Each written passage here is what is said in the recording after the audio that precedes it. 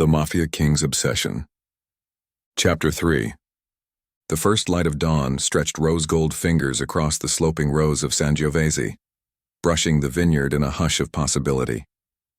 Isabella walked barefoot between wet leaves, lifting her linen skirt to keep dew from its hem. A cluster of ripening grapes caught her eye. She plucked one, savoring its tart sweetness as she turned toward the villa. On the terrace, Lorenzo leaned against a stone balustrade, a steaming mug in each hand, watching her with an expression so tender it stole her breath. "You are up before the pickers," he called softly. "I wanted the sunrise to myself," she answered, climbing the steps. "But if you insist on joining me, I'll allow it." She accepted the mug, inhaling the dark roast he knew she loved. Their fingers lingered in a slow brush that heated more than the coffee. Lorenzo studied her, taking in the loose braid draped over one shoulder, the early light gilding her cheeks. "Every morning I think the view cannot be more perfect," he murmured, "and then you appear." "Flattery before caffeine is dangerous," she teased, but a smile curved her mouth. They settled on a wrought iron bench, shoulders touching. Below, workers in straw hats moved like quiet ants along the neat vines. He traced the rim of his mug. "Matteo filed the final papers yesterday. By next week, the charitable trust will be official. The vineyard will provide scholarships and restoration grants." Isabella's heart swelled. A Moretti legacy of art instead of violence. Your grandfather would roll in his grave. "That alone makes me wish I'd done it sooner." He took a sip, then turned serious. "There is one piece of business left. Your future restoration center. Once we choose the site, we can start designs." Her pulse quickened at his careful phrasing, "our future." A breeze lifted the ends of his dark hair, and for a fleeting moment she pictured sliding a ring onto his finger, sealing a promise neither storms nor blood nor fire could break. She set the thought aside for now, content to rest her head against his shoulder while the day stretched new wings around them. By mid-morning, Lorenzo joined growers in the barrel hall, checking fermentations. Isabella watched from the doorway, admiring how easily he traded lethal authority for gentle mentorship, discussing oak and acidity with farmhands who once trembled before Moretti money. Near noon, he noticed her and crooked a finger. She stepped into the cool, shadowed room, heavy with the scent of fermenting fruit. He brushed his lips to her ear. "Barrel room tryst, tradition of all respectable winemakers." She laughed, cheeks warm. "Respectable? You can't even keep your hands off me long enough to kill the yeast." "I delegated yeast to Carlo." He kissed the hollow beneath her ear, making her grip a barrel stave for balance. "And before you mention hygiene, my hands are clean." "Your conscience too," she whispered, drawing him deeper between rows of casks. His mouth found hers, slow and wine-sweet. For a long moment the world compressed to oak, dark air, and the low hum of fermentation, his fingers mapping the rise of her spine under thin cotton. She lost track of time until a discreet cough echoed. Matteo stood in the archway, eyes politely averted, though the twitch at his mouth said he'd witnessed plenty. "Apologies. We have a visitor." Lorenzo straightened, smoothing his shirt. "Who arrives unannounced?" "Marco Moretti." Isabella felt Lorenzo shift beside her, warmth draining a shade cooler. He inhaled once, steadying the pulse she sensed thrumming beneath his calm exterior. "Show him to the winter salon," he said. Matteo nodded and disappeared. Isabella touched Lorenzo's sleeve. "You've told me about him. Ambitious, but harmless?" "That depends on the season," Lorenzo said, offering a sardonic smile. "Let us see what he harvests today." They crossed the courtyard where lemon trees spilled fragrance over sun-washed tiles.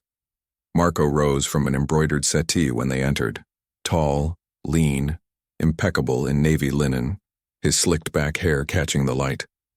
He flashed a white smile and opened his arms. "Cousin, it has been too long," he exclaimed, kissing Lorenzo on both cheeks with practiced warmth. He turned to Isabella, capturing her hand. You must be the woman who tamed him. Marco Moretti. He pressed her knuckles lightly, eyes sparkling with curiosity too bright to be casual. Isabella Ferraro, she replied, reclaiming her hand.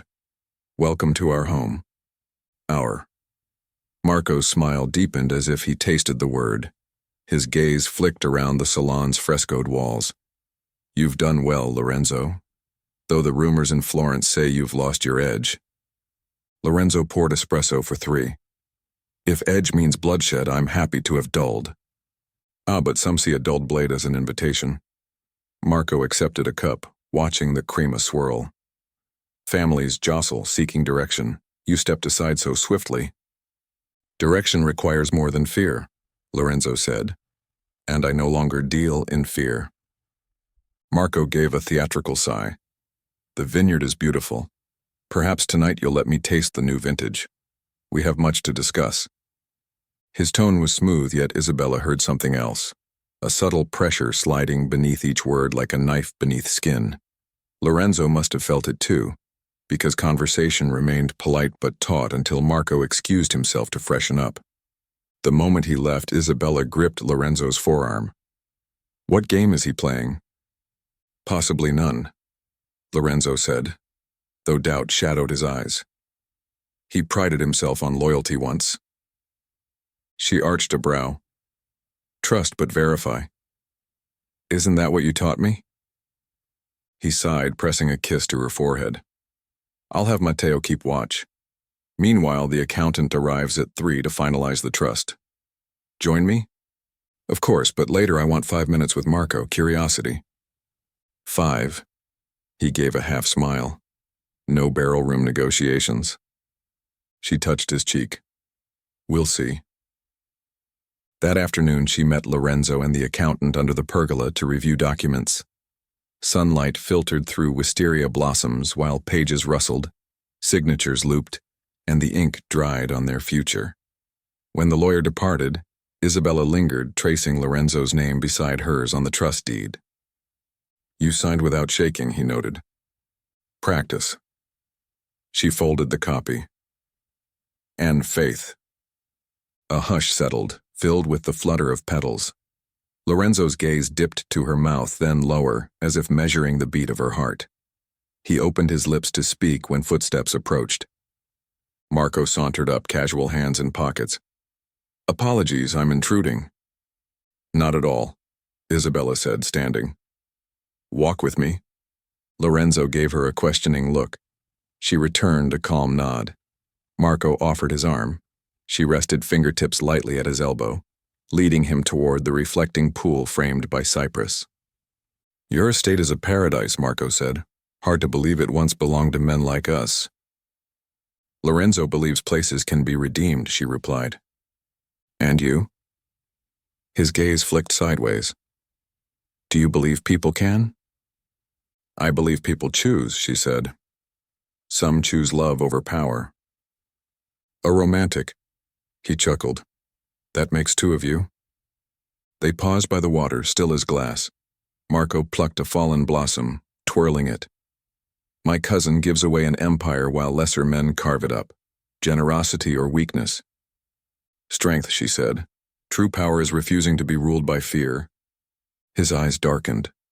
Beautiful words, but fear is a currency. Those who refuse it often pay in blood. She held his stare, pulse steady. Are you threatening me? Advising. He smiled, letting the blossom drift onto the water. Enjoy your paradise while it lasts. He strolled back to the villa, leaving ripples in the pool's surface and in Isabella's thoughts. She turned to see Matteo watching from the shade of an olive tree, phone pressed to his ear. He ended the call and approached. I don't like him, he said softly. Neither do I, she replied. Keep eyes open, Matteo warned. Tonight especially. Evening draped the hills in molten gold. Guests from neighboring vineyards arrived for a small tasting, unaware of the tension coiled beneath polite laughter. Marco mingled with effortless charm, praising bouquets, offering to invest. Isabella watched him from across the courtyard, one hand loosely in Lorenzo's. the other clutching a flute of Prosecco she barely tasted. After sunset, the gathering dwindled. Lanterns cast pools of amber along the rows where earlier they had danced beneath the harvest moon. Isabella and Lorenzo walked a little apart from the house, breathing cool night air. He pressed her palm to his chest. "Tell me what worries you," he said. "Marco," she admitted. "He smells like gasoline waiting for a spark." "We'll douse him with wine," Lorenzo joked, though his brows furrowed. "Tomorrow I send him away. Tonight we keep watch." A soft crack sounded, faint but sharp. Isabella stiffened. Seconds later, another crack, then the unmistakable roar of flames. A bloom of orange surged near the eastern slope, devouring rows of vines with terrifying speed. "Fire!" Lorenzo breathed, already sprinting. Bells clanged as Matteo rallied workers. Jose lines snaked across dirt. Pumps coughed to life. Isabella grabbed a shovel, beating sparks from dry grass while smoke stung her lungs. Wind fanned the blaze uphill, threatening the barrel barn. She glimpsed Marco standing near a stone wall, face lit devilishly bright. Their eyes met. He dipped his head with chilling calm, then vanished into shadows. An hour later, the flames were contained, leaving charred vines and blackened posts like tombstones against the night. The workers dispersed, coughing, exhausted. Lorenzo wrapped a blanket around Isabella's shoulders, wiping soot from her cheek. "You're hurt?" he asked. "Only smoke." She coughed. "I saw Marco near the wall." "I lost sight of him when the blaze peaked," Matteo added, approaching. "His car's gone." Lorenzo's mouth hardened. Somewhere near the roots of the ruined vines lay a piece of twisted metal. Isabella knelt, retrieving it, a thin iron sigil of the Moretti coat of arms, heated nearly white. She handed it to Lorenzo. "His calling card," she whispered. Lorenzo closed his fist around the emblem. "This war ends tonight."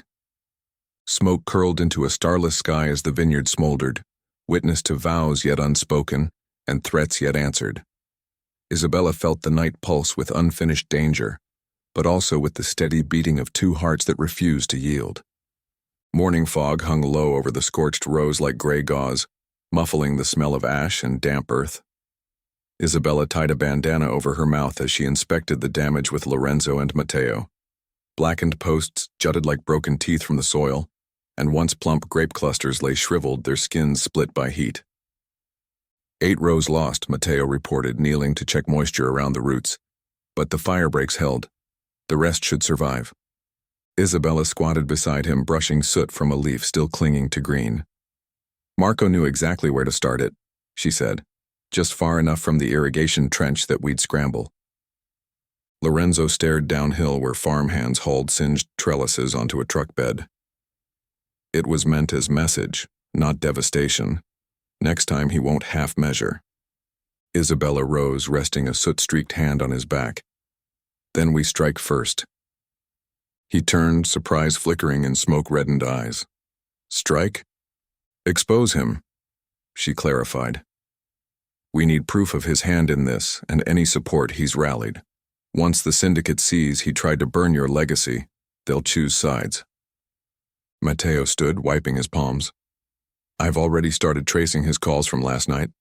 Our system logged a number he used when he first contacted the estate. It's registered to a shell company in Florence, one tied to the old Moretti board." "Good," Lorenzo said grimly. "Let's tighten the net." They walked back to the villa, fatigue pulling at each step. Isabella's lungs rasped with every breath, but adrenaline kept her upright. In the library, staff laid out coffee and a platter of honeyed cornetti. No one touched them. Matteo unlocked a slim laptop, loading security footage onto the big screen. They watched Marco's silhouette pace the courtyard moments before the first flare ignited. A lighter glinted briefly, then vanished into his pocket. Matteo froze the frame, zoomed. The telltale silver of the Moretti crest winked at them. "Arson and treason," Matteo muttered. "That'll fracture his support." Isabella scanned the timeline. "What about after he drove off?" His plate pings past the Florence toll at 3 in the morning, Matteo said. Then it disappears. I believe he switched cars. Lorenzo rubbed weary eyes. And he's likely secured somewhere the syndicate loyalists won't question. He won't dare strike again so soon, Isabella offered. Men like him regroup before they pounce. Unless he thinks we'll counterattack today. Lorenzo exhaled, shoulders tense beneath his smoke-stained shirt. We need to look unprepared, let him think his fire rattled us, lure him into exposing his next move. Isabella hesitated. Speaking of next moves, Marco hinted last night that he'd like another conversation. With me. Alone. Lorenzo's head snapped up, anger sparking. She raised a calming hand. He sees me as leverage. If he reaches out, I might draw him into the open. Absolutely not, Lorenzo said. The last time you became leverage, I nearly lost you. I'm not the same woman I was then. And I'm still the man who bleeds when you're hurt. Matteo cleared his throat delicately. We can rig a meet on neutral ground and shadow her. If Marco intends harm, we intervene. Lorenzo paced, fists clenching. I won't risk her life on a plan half-baked. It won't be half-baked, Isabella pressed. We bait him, record his threats, broadcast them to the board before he can spin a tale. They'll turn on him. Lorenzo stopped, gaze locked on hers. She held it, steady, determined. He seemed to weigh the steel in her eyes, the set of her jaw he had once admired in fear-tinged awe. Finally, slowly, he nodded. Terms, he said. I choose the location. Matteo leads Overwatch. One wrong breath and we extract you, proof or no. Deal? She whispered, relief mingling with dread. Matteo began arrangements while Lorenzo walked Isabella upstairs. In their suite, he peeled the bandana from her face, brushing streaks of soot from her cheekbones. I hate that you're braver than I deserve, he murmured. She cupped his jaw. You deserve the world if you keep fighting for us. He leaned into her touch. I'll spend my life trying. Exhaustion seeped into their bones. She tugged him toward the shower, where hot water sluiced ash and fear down the drain. He washed her hair with gentle fingers. She traced fading scars on his ribs, reminders of battles old and new. Under the pounding spray, they kissed.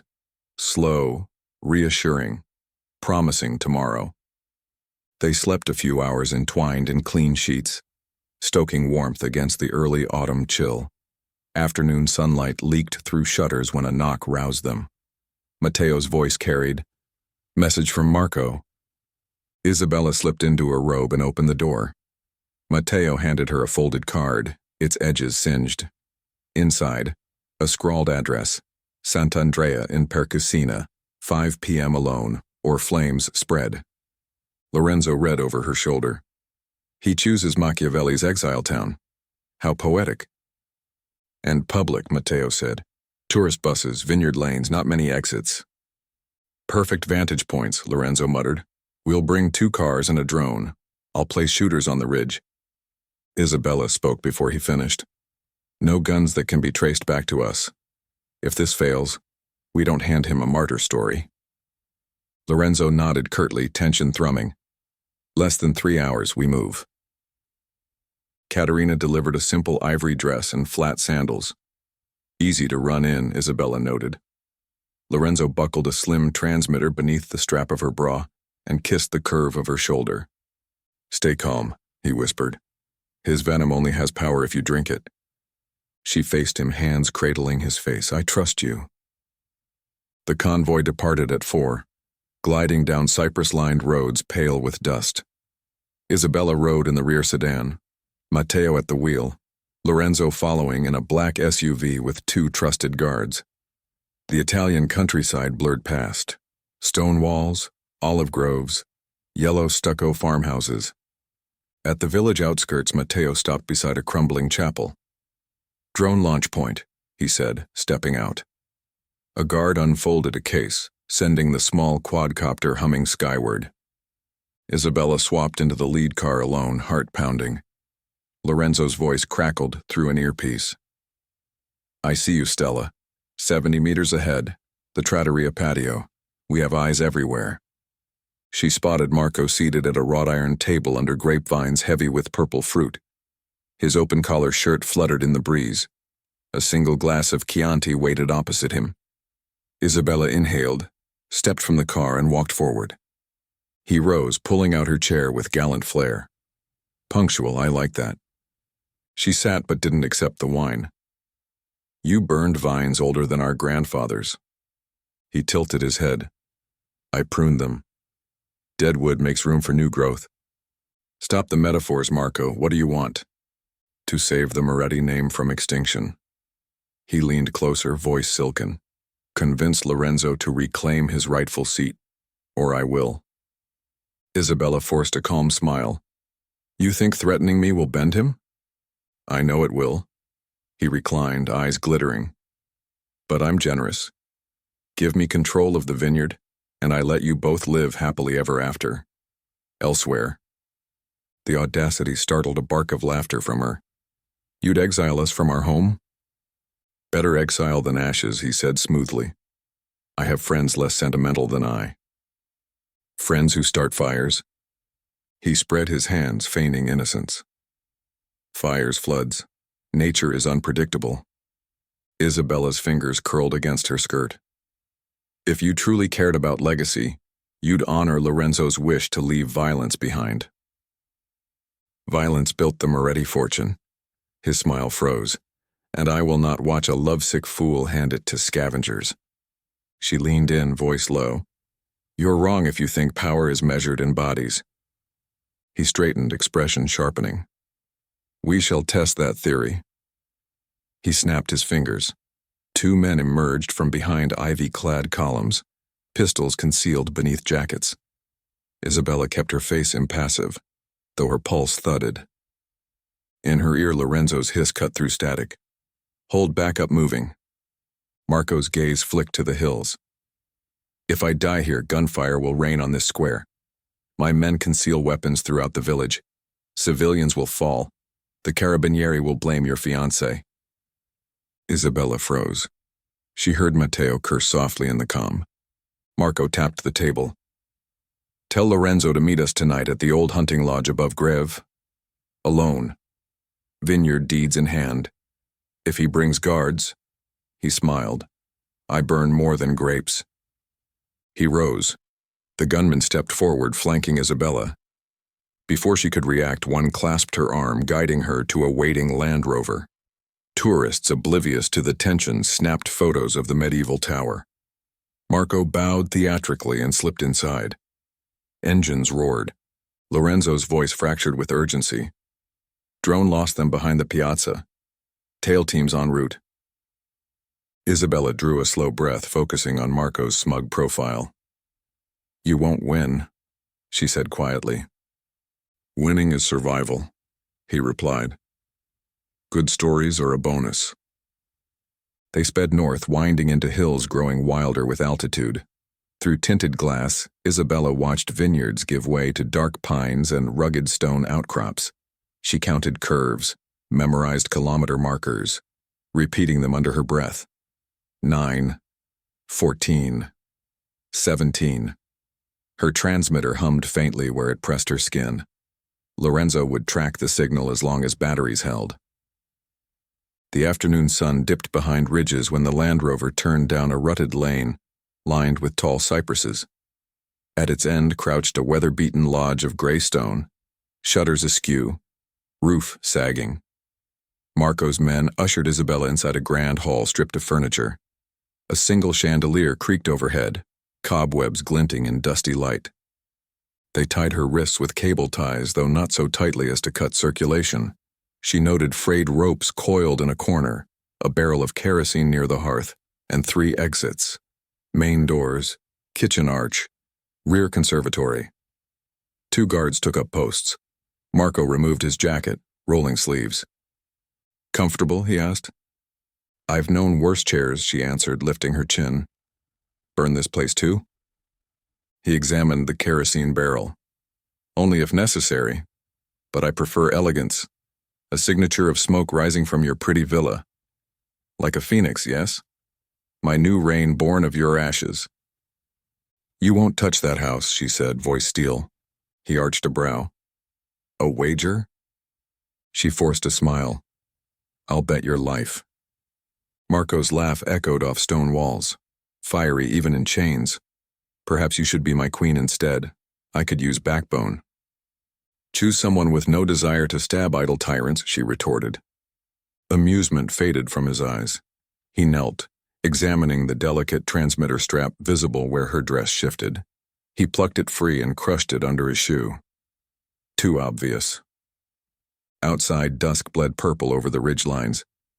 Lorenzo's SUV skidded to a stop at the blocked lane. He stepped out, scanning tree shadows. Matteo joined him, rifle slung beneath a jacket. Signal lost here, Matteo said, checking his tablet. Must have smashed the bug. Lorenzo's jaw tightened. Then we do it the old way. They advanced on foot through undergrowth, flashlights dark, weapons ready. At a clearing edge, they saw the lodge half lit by lantern inside.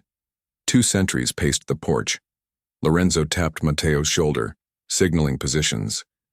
His blood hummed. A familiar predator's calm he despised yet needed. Inside, Isabella listened to vehicles arriving. More men. She shifted her wrists, feeling cable ties rough against skin. Footsteps receded. Maybe the guards thought her secure. She twisted, sliding bound hands beneath her legs until they were in front. Using the corner of a broken picture frame, she sawed at plastic, mind replaying Lorenzo's lessons. Small motions, steady pressure. Marco's voice drifted from another room. He'll come, even a pacifist defends love. Minutes later, she felt the tie give.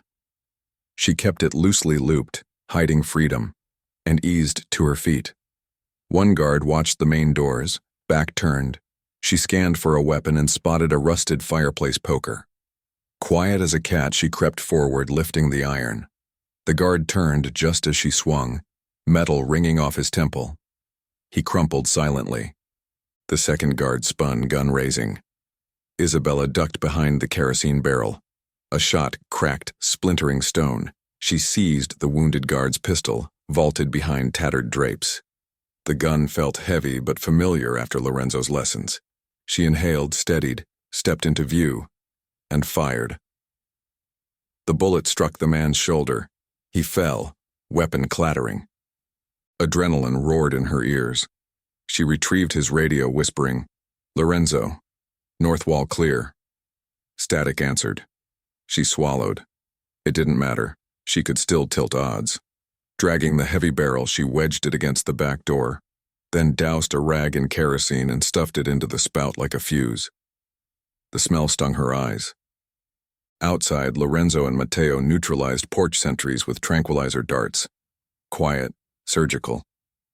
Lorenzo eased through the door, stepping over the first unconscious guard, just as Isabella emerged, pistol raised.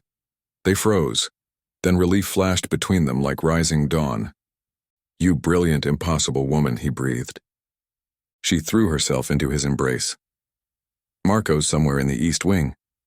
More men arrived. Matteo checked the corridor. "Time for extraction." "Not yet," Lorenzo said. He pressed his forehead to Isabella's. "Go with Matteo. Wait by the cypresses." "I'm not leaving you. This ends tonight, remember?" He drew her into a kiss, fierce and swift. "I'll be right behind you." She hesitated, then nodded, slipping past Matteo into the dark. Lorenzo advanced down the hallway lined with cracked portraits. He found Marco in a drawing room, poring over a rolled vineyard deed. 2 henchmen flanked him. Lorenzo raised his pistol. "Drop it," he ordered. Marco looked up, unfazed. "I was expecting you sooner. Release the vineyard, withdraw, or you bleed." Marco unrolled the deed, tapping Lorenzo's signature. "Evidence of abdication. The board will see weakness. They'll see your arson, your kidnapping. Isabella recorded your threats." Marco's smile wavered. "No law touches us. Watch me." Lorenzo fired at the ground near Marco's feet. The cousins froze as dust settled. Marco's men lifted their weapons. Lorenzo shifted, aiming. Before triggers could squeeze, a roar erupted. The barrel Isabella set ignited. Flames burst through the back wall, sending shards into the room. The guards flinched. Lorenzo shot one in the leg, the second in the shoulder. Smoke billowed, alarms shrilling. Marco bolted through a side door into a corridor collapsing with sparks. Lorenzo pursued, dodging flaming debris. They burst onto a balcony overlooking the courtyard, wind whipping embers like furious fireflies. Marco swung a decorative spear from the wall, thrusting. Lorenzo parried with his pistol, deflecting the tip, then grappled, both men crashing against the railing. Below, Matteo herded Isabella and staff toward vehicles. "Look at you," Marco spat, struggling. "Gutter dog masquerading as saint." "I prefer a vineyard dog these days," Lorenzo growled.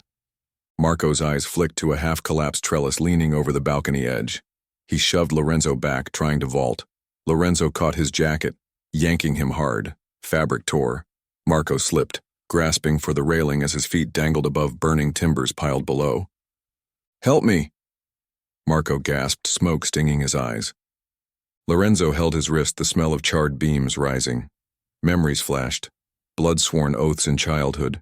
Weekends fishing for eels, sharing cigars at 15. Betrayal seared every image. He tightened grip, jaw trembling. Below, flames surged, heat brutal. "Let go," Marco whispered, whether plea or command unclear. Lorenzo searched his cousin's face and found no remorse, only consuming fear. He exhaled, muscles burning. Then slowly, he pulled Marco up, dragging him over the railing onto the balcony. "You don't get to die an easy martyr," he said. "You get to stand trial." Marco collapsed, sobbing curses. Sirens wailed beyond the trees. Matteo's call bringing authorities. Lorenzo cuffed Marco's hands with plastic strips, hauled him downstairs through smoke and falling sparks, and shoved him into custody of arriving carabinieri. When Lorenzo stepped onto the lane where Isabella waited, the burning lodge silhouetted him in fiery light. She ran to him, hands trembling. He caught her, burying his face in her hair. "Are you hurt?" she cried. "Only alive," he whispered, and finished with this. They watched flames devour the lodge, smoke climbing into night. Matteo handed Lorenzo a phone. "Board's already been alerted, evidence uploaded. They want no part of Marco." "Neither do we," Isabella said, leaning on Lorenzo's arm. He kissed her sooty forehead, gaze softening despite chaos. "Let's go home, Cara." "I'm ready." He led her toward the waiting car, the inferno's glow receding behind them and the quiet promise of moonlit vines ahead. Moonlight pooled like liquid pearl across the villa's stone terrace, softening the scars of the previous night's fire. Workers had spent the day replacing blackened posts, and their hum of quiet pride still lingered in the air. From the kitchen drifted the comforting aroma of basil and roasted tomatoes. Caterina insisted a celebration supper would heal the spirit better than any sermon. Isabella leaned against the balcony, watching lanterns bob among the vines where farm hands finished staking new wires. She pressed fingertips to her lips, suddenly recalling the taste of smoke and fear, and Lorenzo's breath when he dragged her from the burning lodge. It felt distant now, like a dream fading before sunrise. Footsteps padded behind her, familiar in their measured confidence. She turned to find Matteo closing his phone. "Marco was transferred to Florence," he said. "Some of the old guard tried to post bail. The magistrate denied it." "Good," she whispered. "Thank you for everything, Matteo." He shrugged, uncomfortable with praise. "The real thanks goes to you, Signorina. Without your quick thinking, that barrel's explosion would have trapped Lorenzo." A shiver traced her spine. "I didn't intend to blow the place." "Sometimes a spark finds its own destiny," he replied, half smiling. "Dinner is ready. Lorenzo asked me to bring you." Across the courtyard, string lights wove through olive branches, casting warm halos over a single table set for two. No staff milled nearby. Musicians, 3 local students, stood at the far edge, violins resting beneath patient bows. Isabella's heart skipped. Matteo offered his arm. He said 5 minutes. "I suspect it will be longer." He guided her to the table, then retreated with a respectful nod. She breathed in the night, rosemary, lingering smoke, a hint of crushed grape skins. At the center of the table rested a bottle of Reserve Brunello, label blank except for the word sempre printed in elegant script. 2 glasses waited, a gentle cough sounded. Lorenzo emerged from an arbor, freshly shaven, hair swept back, wearing a crisp charcoal suit. A single crimson rose lay across his palm. He approached, eyes reflecting candlelight. "For you," he said, voice hushed. She accepted the bloom, brushing its velvet petals. "You planned all this? I promise no more surprises of the unpleasant kind." He pulled out her chair, only those that taste of good wine and hope. They sat. He poured, the wine catching amber sparks from the candles. She lifted her glass, watching how his hands no longer trembled. They clinked gently. "To survival?" she offered. He met her eyes. "To beginnings." The musicians coaxed a soft waltz into the night breeze. They talked over slow courses Katerina had prepared. Grilled artichokes drizzled with lemon, pappardelle laced with sage butter, lamb so tender it nearly sighed apart. But conversation tasted sweeter than food. Memories of the first day Isabella arrived at the villa, jokes about Matteo's grim sarcasm, dreams of the restoration center she hoped to open in Florence. Between courses, Lorenzo excused himself for a moment. When he returned, the violins shifted to something more intimate, a melody she recognized from the conservatory, where Lorenzo once pleaded for her trust. He offered his hand. "Dance with me, Stella." Barefoot on sun-warmed flagstones, she let him guide her. His palm fit the curve of her waist. Her head nestled beneath his chin as they swayed. Cicadas hummed accompaniment. Over his shoulder she saw Matteo at a distance, turning away to grant privacy. Lantern light painted Lorenzo's jaw in soft gold. She tightened fingers at his nape. "What happens now?" she whispered. "We finish what fire couldn't." He drew back enough to look at her. "We build the future we buried under ashes." "Together," she said. "Always." He slipped something cool and slender into her hand, a key, antique and ornate, tied to a silk ribbon. She frowned in question. "Come," he murmured, leading her through rows of vines glistening under starlight.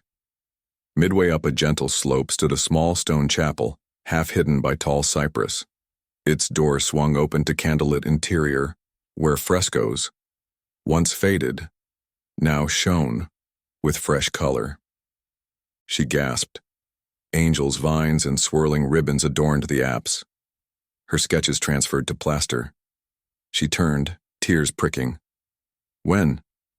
"While you restored the villa's chapel, I dreamed of restoring this one," Lorenzo said. "I hired artisans, used your drawings, but they saved one piece unfinished, waiting for your hand." He gestured to a blank medallion above the altar. A scaffold and pigments waited patiently. Emotion thickened her throat. "I thought if you accepted this work," he continued, "you might accept the man begging permission to stand beside you while you create beauty for the rest of our lives." He knelt, retrieving a velvet box from the pocket of his jacket. Isabella's breath stilled. Inside, a ring of deep green emerald encircled by tiny diamonds nestled on a gold band etched with vines. "In this vineyard I learned what love costs and what it gives," he said, voice shaking. "Isabella Ferraro, will you marry me and make this our sanctuary forever?" Tears slid unchecked. She dropped to her knees, cradling his face. "Yes," she whispered. Then louder, joy bright as moonrise. "Yes." He slipped the ring onto her finger, breath hitching when it settled home, as if destiny finally clicked into place. She kissed him, salt mingling with promise.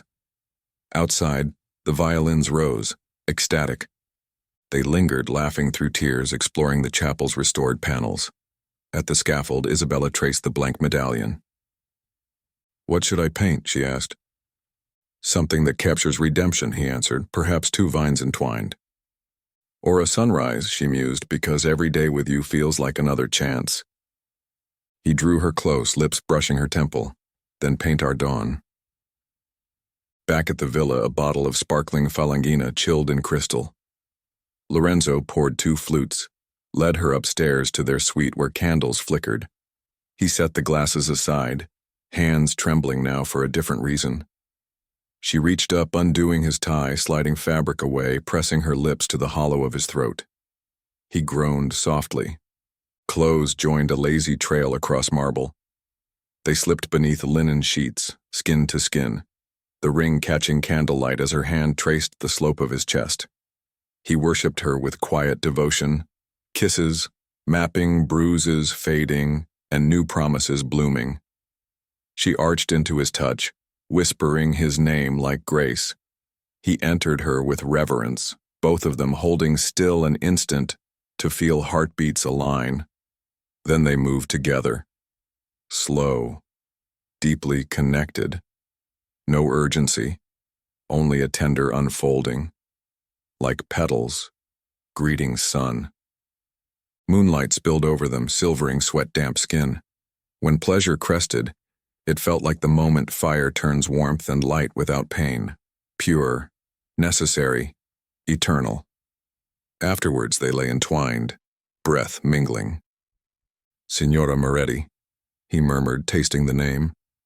She traced the scar along his jaw. Not yet, but soon. He intertwined their fingers, emerald glinting between them. "Tomorrow I transfer every remaining share of the family businesses to the philanthropic trust. No loopholes, no path back." "You're sure?" "I have all I need." He brought her hand to his lips, kissing the ring. "And you?" She smiled, tears shining. "I have home." Dawn's first birds rehearsed tentative chirps outside the open window when they finally drifted into sleep, arms locked, ring gleaming promise against his chest. Weeks passed in a gentle blur of planning and creation.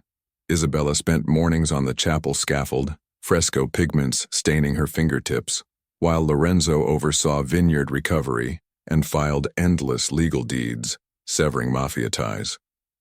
Word spread quickly. Lorenzo Moretti had abdicated all power. Marco's trial date set. The new charitable trust funded youth art programs across Tuscany. One afternoon, Isabella stepped down from the scaffold, wiping green and gold smudges from her wrists. Lorenzo waited below, holding chilled lemonade. "Finished?" he asked. She surveyed the medallion.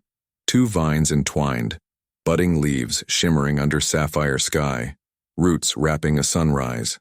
She nodded. "Our dawn." He handed her the glass. They clinked, sipping. "Matteo says investors want to feature our vintage at the autumn festival," Lorenzo said. "The vineyard rises like a phoenix," she replied. "Seems fitting." Festival day arrived beneath a cloudless sky. Guests in linen strolled between barrels as musicians played lively tarantellas. Isabella wore a simple ivory dress. Lorenzo, a seersucker jacket. They poured glasses for tourists, laughing when one asked whether rumor was true, that a Mafia king now made wine for children's art. "Rumors grow like vines," Isabella said, handing over a bottle labeled Sempre Dawn, first of the new line, bearing the fresco's rising sun. At sunset, Matteo raised a toast. "To love that burns but never destroys." Glasses lifted, gold catching the last light. Lorenzo drew Isabella away from the crowd toward the hill's crest. They watched rose rustling in warm breeze, chapel spire glowing against peach sky. "Do you regret anything?" she whispered. "Only the time it took me to find you," he said, "and to believe peace could taste this sweet." She leaned into him, heart steady and full. Somewhere in the distance, a church bell chimed 6 times, enough to mark an ending, enough to promise a beginning. They turned toward the villa together, footsteps in perfect rhythm, vines casting long shadows toward the house that once knew fire, but now learned grace. Behind them, the sun slipped beneath the horizon, leaving the sky inked with stars, and before them, lights twinkled from windows like silent vows. Home, love, and a legacy born not of blood, but of dawn and wine.